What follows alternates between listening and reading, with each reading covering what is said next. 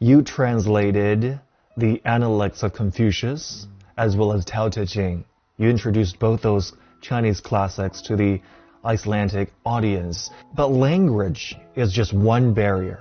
A lot of times so much is lost in translation, not just because of the language barrier, but because of the cultural differences and the philosophical divides that stand in the way. How did you approach these challenges in the translation of those works? Gradually, I realized that the conceptual system between our culture, Icelandic culture, and the Western culture, and the Chinese culture, they don't match. They're different.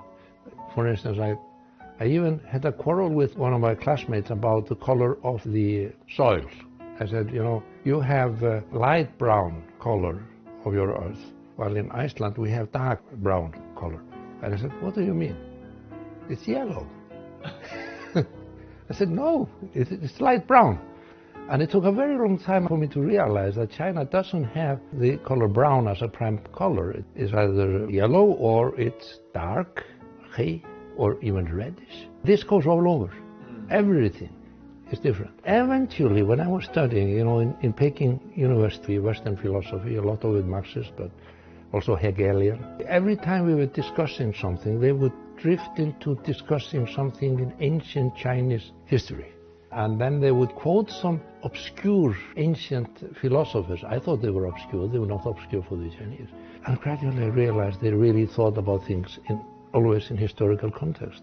I realized if I wanted to understand this society, I had to study Confucianism. So that's how it came around. I started translating. I made a deal with the teachers that I would use my time to translate the Analects of Confucius because I wanted to learn it. And the best way to learn something is to go into the text and try to translate it. The conceptual mismatch is almost complete. All the virtues in Confucianism are untranslatable into English or Icelandic.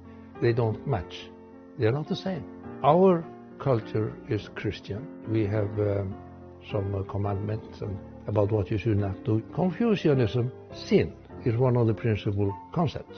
When I was translating that, like 10 years later, I realized that it doesn't mean believe, it means trust.